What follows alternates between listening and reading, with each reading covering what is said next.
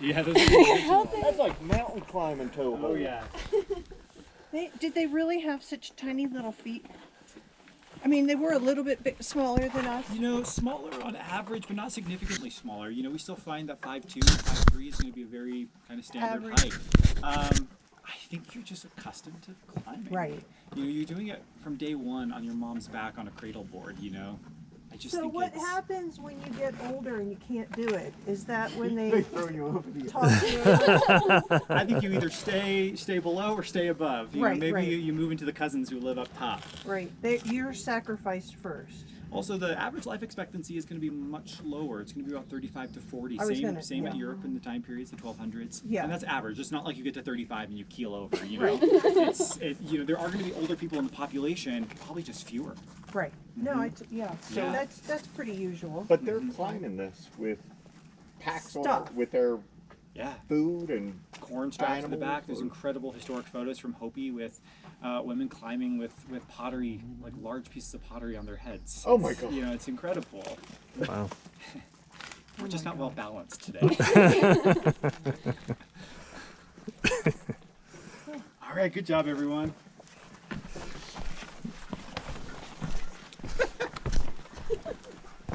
Jim, can you believe I just I know on so many levels. Oh, now I feel the climate Oh, do you? size, yeah. Your thighs burning?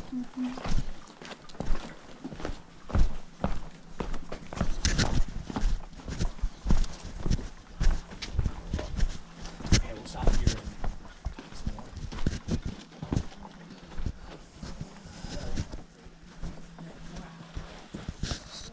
Are these carved? What? Or is that just Oh, that's natural. We should talk about this right now. Yeah, the natural landscape here at Mesa Verde is fascinating and beautiful, and everyone comes here for the cliff dwellings, and I get it, because the cliff dwellings still the show. But I think this landscape would still be a national park, even if we didn't have cliff dwellings. The canyons are spectacular. Okay, so come on in. Someone asked a question about these holes, and are they natural? These holes are natural. Every once in a while, you do see holes carved into alcove walls, and those would be sockets for which you're putting beams in to roof your structure. However, the ones here are natural. It's how this alcove is creating, how all our alcoves are created. If you look across canyon, do you see how there's like a big square alcove? Big square. That's from spalling. There's a crack in the rock, water gets inside that crack. In the wintertime, what's gonna happen to that water? It freezes, right? Freezes, expands, it's gonna pop that rock off. That's called spalling.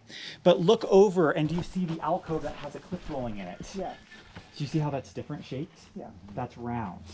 That is being dissolved. The rock is being dissolved. So this rock is really porous. What kind of rock is this? Sandstone. Yeah, this is sandstone. This is the cliff house sandstone. Go ahead and feel it. You'll feel how porous it is.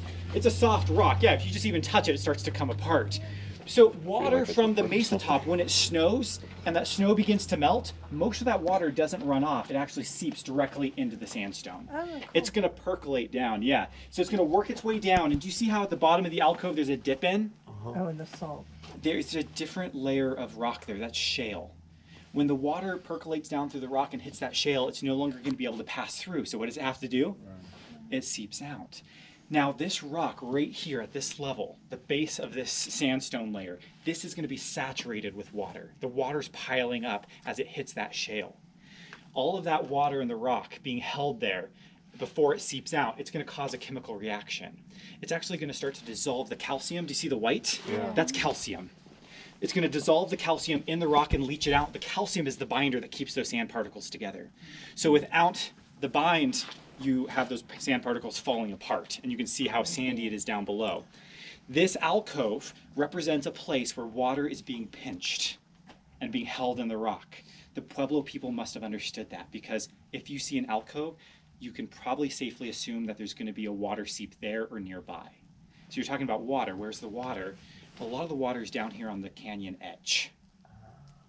And Well, that makes sense. when we go into the site, you can kind of look across canyon, and there's going to be, there's like, I can see it from here. There's one patch of rock where there's like a neon green tree growing. It's over, So over there's- kind of this way. So the Pueblo people are going to be looking on the landscape for where that bright green is. That's going to be a seep spring. And the seep springs are all kind of at the same layer. And that's going to be at the base of this first layer of sandstone before it hits that shale. Because if the plants are growing, they need water. And The plants are growing, they need water. And you can see there's kind of a different color. That neon green is a different type of plant that requires more water. So the Pueblo people, they see these giant alcoves. They know that that's probably where a water source is going to be.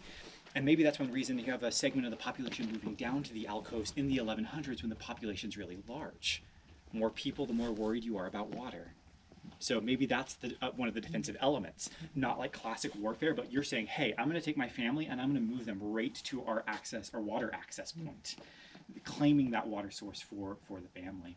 So here you don't see an active spring anymore. The springs do shift over time, but in the back of longhouse and balcony house, they still have active seep springs where water is slowly seeping from the rock, and the Pueblo people, they carve cupules, indentations in the rock that collect the water, and archaeologists around them found dozens and dozens of ladles and pottery pieces, ollas, that they would collect the water into. So this was at one time? You know, I don't know. Or that's a Park Service? This is a Park Service Yeah. element, and I assume that when it rains, this alcove also sees a lot of pour-offs and brings water through here. The Pueblo people were going to also utilize that water as well, pour-offs. I imagine when it rained, they're taking every piece of pottery and sticking it under the drip line. At Mug House on Wetherell Mesa, just around the corner from Mug House, there's a cistern. There's a big, about 3 or 4 acre field of slick rock stone up on the mesa top, and it all drains to one pour-off. 100 feet below that pour-off, beneath the cliff edge, is a 4,000-gallon room, a cistern that collects the water. Wow. So, They were thinking. yeah, to have 5,000 people on this landscape, you needed to be smart in terms of water collection. At 500 or 600 AD. Wow. So starting at 600, so you have a low population then, but it builds to the 11 and 1200s, and that's when you start to see greater sophistication in terms of water collection practices. And it's not because they didn't know how to do it previously; it's just that they have no other choice, I think, but to you know, to manipulate the landscape in greater ways in order to live here. Yeah. Well, let's continue on down the trail. Look across the canyon for that green plant I was talking about. It's over here. There's a good active seep spring on that side still.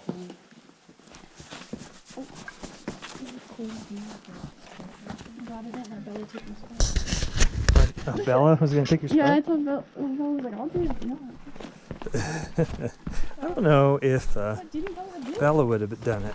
I think Bella's more scared of heights than you are.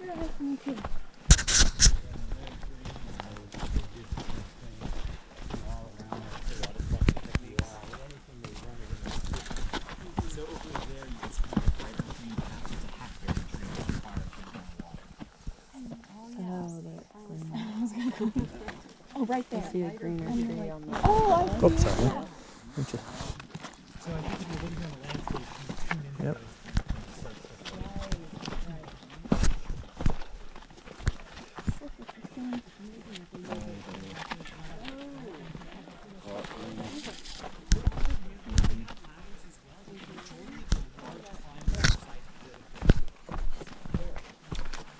downspreading because it's going down inside of the sand. Yeah. That is pretty. Wow. Video of that.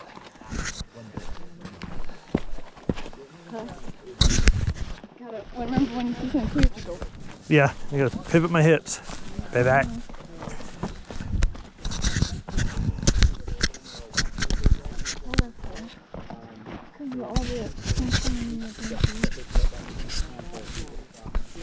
That's crazy that it right there. Because in Missouri, we've got limestone. So we have all that karst topography. And limestone just like melting there. I'm surprised there's no ancient dwellings in some of our caves in Missouri. Look out for the Cactus! Very well, because also like you got lots of people just living along rivers. Like when I went at the Osage came from the Ohio River Valley down to the Missouri. And Uh-huh. rivers.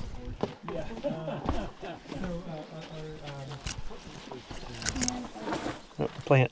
Rare plant. These little flowers are Mesa Verde stick seed. They're some of our endemic plants that don't grow anywhere else. These pin flags are put here by the researchers because they're tracking how many come up year after year. That was a And dope you see step here, on this park is not being graded. that tree's crazy. Oh yeah. Ah. Do you see those like red ones? We just said the tracking the growth of how many plants. And we're walking all over them. Only 10 people every so often come through here.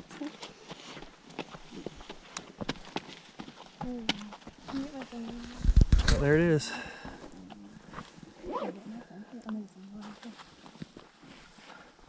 That's taller.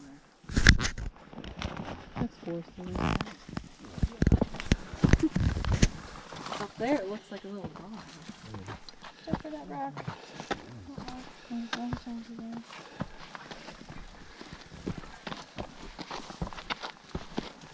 Your ice is like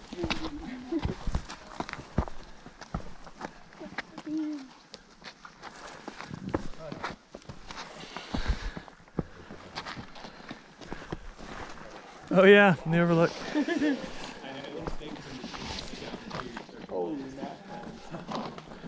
Oh, this is what I was talking about, the crow's nest up there. oh, right there, yeah.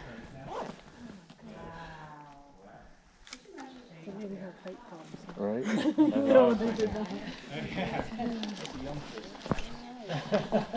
actually, that's probably one of the routes out of the site. They could keep I mean, going. yeah. Oh, you mean those things? They could take a good job. Wow. Scramble up. We'll start down here.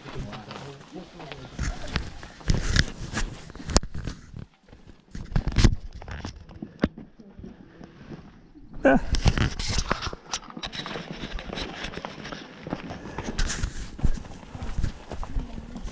there's another.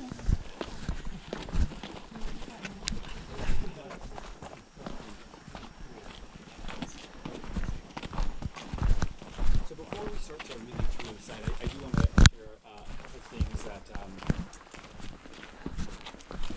that Pueblo communities have shared with me and the Access Park Rangers. The park is working a lot more close now with the 21 Pueblos, the descendant communities from these sites. And coming through here with Pueblo elders and Pueblo families, it's just such a great opportunity. For the Pueblo people, they believe that these are not uninhabited. They believe that their ancestors are still residing here. In fact, they've asked the Park Service to stop using the word ruin on our signage as well. So ruin and Anasazi are out because they don't feel like these are ruined spaces. They want people to honor these as actively lived in homes. And every Pueblo family I take down into these sites, every single family asks for permission before they enter, and they say thank you when they leave. And I really like that. Go ahead and do that in your mind if you want to. Introduce yourself if you want to, as they do. I really like that, because whether if you believe in that spirituality or not, there's a sense of respect that people, the Pueblo people have when entering these sites, and I think that's really important to get across to visitors, because this is truly amazing. Yes. And the Pueblo people, they want the public to know that these were their ancestors that built these sites. The very first archaeologists who were here, they saw the architecture, they saw the pottery, they knew this was a Pueblo culture. Those early archaeologists had been to Zuni, they had been to Hopi, they had been to Acoma and Jemez. They knew that this was a Pueblo culture. There really was never a mysterious disappearance. I think the early archaeologists kind of alluded to a disappearance accidentally, because there's so many artifacts left behind. And those early archaeologists, they would write about going into a kiva, and they would say there's so many artifacts. It was as if someone was cooking here one day and gone Just the left. next. It was like the Victorian era. It was really fluffy, flowery writing that they were writing in their archaeological reports. And that kind of really added to this illusion, this element that people still have, that the people here vanished. But we know that they moved on, so did those early archaeologists. So this would have been a Pueblo community. It probably housed anywhere between 40 and 60 people. And what you're looking at today is just a fraction of what once existed. If you look at the walls, you can see we're only seeing the bottom quarter of many of the walls. All the walls would have been much taller. As you're going through the site, look at how many courses of masonry there are. So here there's 2 courses of masonry, right? That's a thick wall. Why would you have a thick wall? was holding up something. You're going up. You're building up. Based on the number of thick walls we have here right now, we have that amazing square tower. That's what the site's named for. That's 4 stories of architecture standing up, and underneath it there is an excavated kiva space that it's built as well. So it's actually 5 stories. That's the tallest piece of standing architecture we have in the park, but based on the heftiness of many of the walls at the back of the site, we believe this had about 3 more towers at one time. So imagine just how grand this is. So imagine more walls going up. The roofs would have been flat. You probably wouldn't have seen the stone masonry at all. They would have plastered over it, further protecting and securing the mortar in between the blocks. It would have been quite incredible. It is incredible. But would it have, like, even the outer walls come out, like, even this far? Like, you wouldn't have seen any of this really at one point, would you have? So there would have been more rooms where we're standing today. They probably eroded away because we're outside the drip line that's not being protected. So it probably would have looked like other pueblos on the Mesa top, where you have kind of a stair-step effect, where you start with 1-story buildings and they're all connected, and it goes up to 2-story, 3-story buildings. Okay. A good example would be Taos Pueblo, one of the pueblos related to Mesa Verde down in New Mexico. It has that. Have you seen pictures of Taos? Yeah. Yeah. So it's, Taos, everyone thinks is adobe, but that's actually not the case. It was built around the same time as Mesa Verde, or it started to be built around the same time as Mesa Verde. A lot of it is stone blocks, and it's covered with mud. When the Spanish arrived, that's going to bring the technology of adobe more so to the Pueblo communities. So this would have been much, much bigger. And if you look at historic photographs, a lot of people think that a lot was rebuilt, but that's really not the case. When the first visitors, Anglo visitors and archaeologists came, imagine all the rubble that had fallen down. If these walls were 2-3 times as tall, there were blocks and debris covering the site. What the early archaeologists did, rather than rebuild, is scoop out the fallen architecture, because they want to get to the good artifacts that have been buried underneath.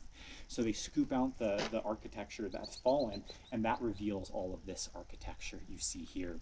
So when you look at historic photographs, you just see this big mound. And again, people think, oh, everything was rebuilt, but that's not the case. They excavate down, pull it out, and all these walls are exposed.